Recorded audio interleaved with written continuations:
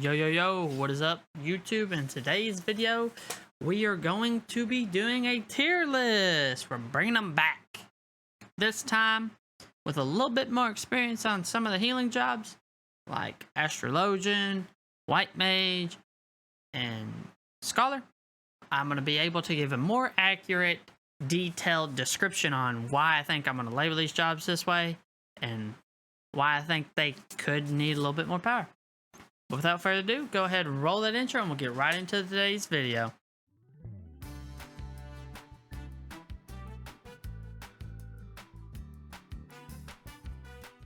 Okay, and getting right into it. So this one's mainly going to be just the healers. We will do a DPS list right off the bat. I'll just clear the air with that. But this will be focused on nothing but the healers.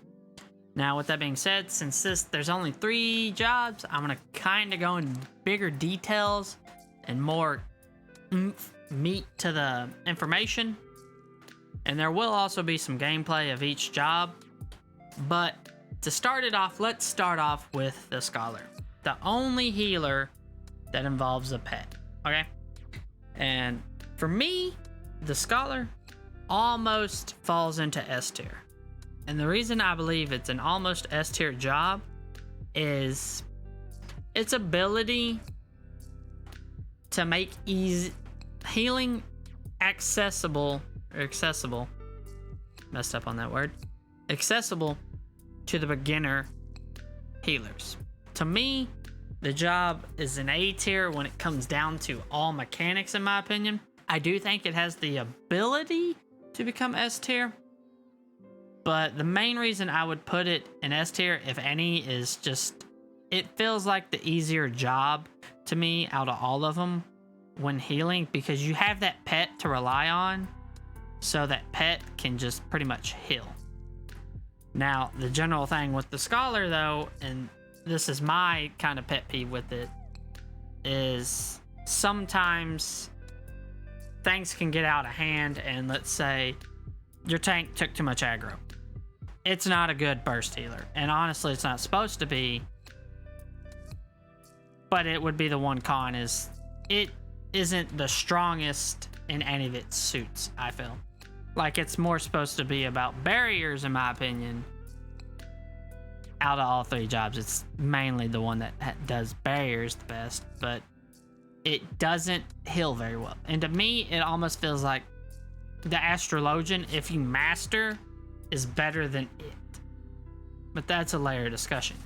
The Scholar, to me, is just not as flushed out as White Mage. The White Mage is what it is. There is no arguments about it. The White Mage does what it's supposed to do, and it does it good. And it also does really solid damage.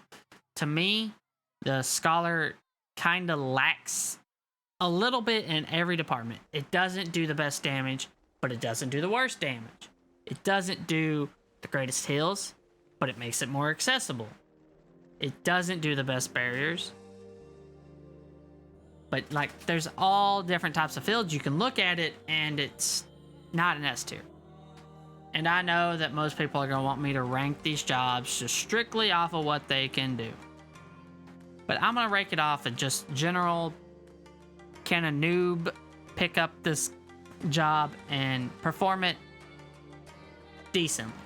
Can he make sure his team can do a raid or a duty finder or a dungeon or deep dungeon or any of that? And I think the Scholar brings that easily for a new player. New players, this job is very accessible to. I definitely think out of all of them, it's middle of the pack. Because I can't lie, the White Mage is very accessible too. The only one that's not accessible, in my opinion, would be the Astrologian, with just the difficulty. But for Astrologian, it's kind of the best of both worlds. It brings a lot to the table. So I'm gonna leave it at an A. I was arguing with myself this entire time, should I make it an S tier? I definitely don't think it's a B tier. I definitely could argue for S tier, but I'm gonna leave it an A tier. I think the A tier is solid for that job. It's a good job.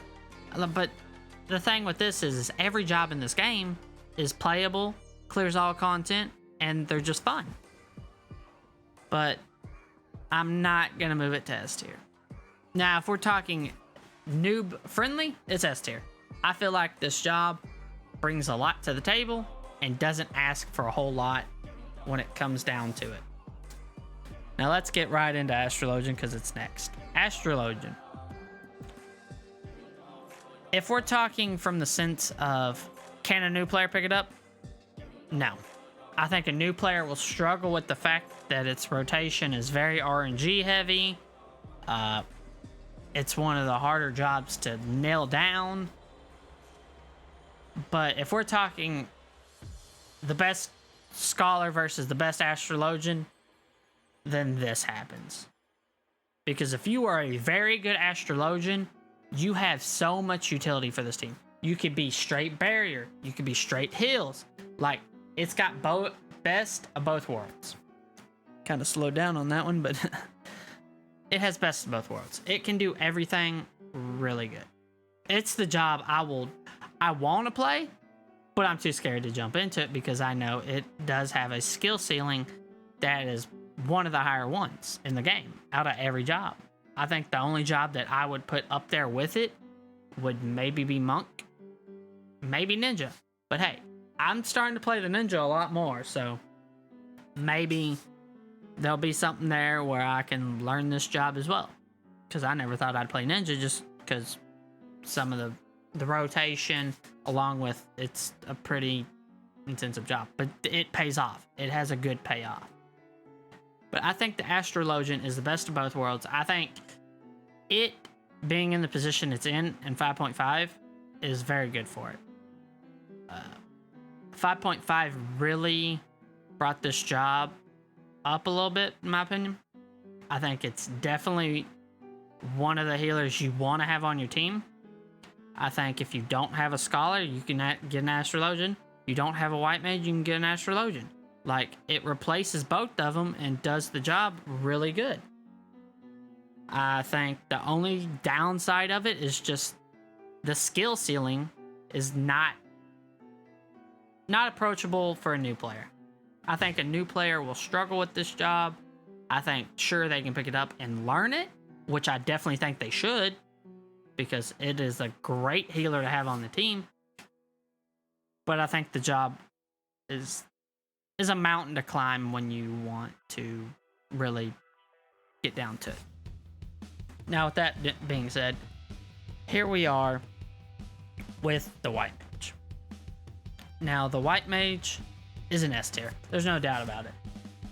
Really good on burst heals. Has no, if I'm correct, has no barrier abilities that I can think of or remember off the top of my head.